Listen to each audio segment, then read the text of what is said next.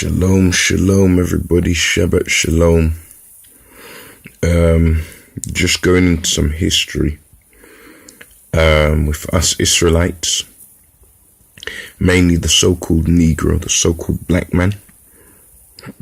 And in this picture here, you can see a Arab man, Arab Muslim, beating a black man. Now, what I'm going to ask is, there's a scripture here in the Quran, and it says here in Surah Al-Ahzab, which is the combined forces, Surah Al-Ahzab 33 verse 7, it says, "And mention, O Muhammad, when we took from the prophets their covenant, and from you, and from Noah, and from Abraham, and Moses, and Jesus, the son of Mary, and we took from them a solemn covenant."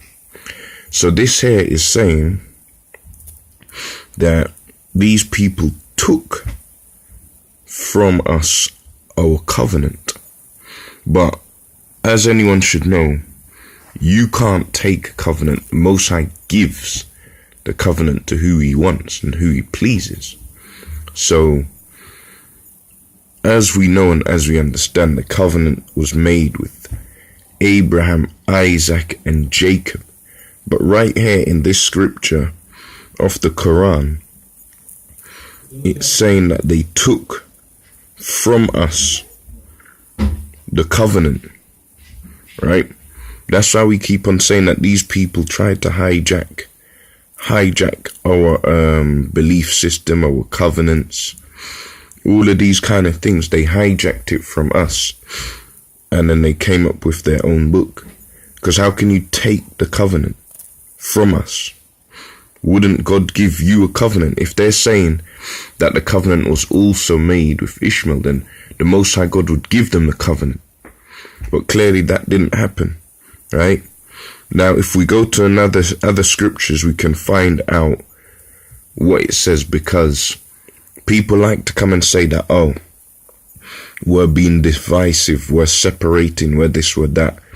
And some people who was Muslim said it to us. Now, let's look and see what it said in their own Quran. In Surah Al-Baqarah, the cow, 247, it says, "O children of Israel, remember my favor that I have bestowed upon you, and that I preferred you over the worlds." So it says in their own Quran, right, that the Israelites were preferred over the worlds. Worlds also means nations. I'll give you an example. In ancient times, they would say, "What world are you coming from? Are you from the Greek world? Are you from the Roman world? Are you from etc.?" Right? Let's find another scripture. It says Surah Al-Ma'idah, the table spread.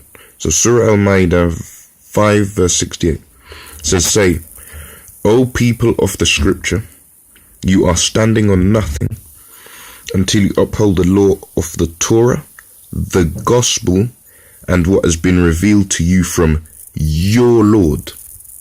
So in the Quran, there even makes a differentiation in our God and their God. And it says, "And that which has been revealed to you from your Lord, right, will surely increase many of them in transgression and disbelief. So do not grieve over the disbelieving people." So, hold on a second. It says here, again, "O people of the scripture, you are standing on nothing until you uphold the law of the Torah, the gospel, and what has been revealed to you from your Lord." So, look at this now.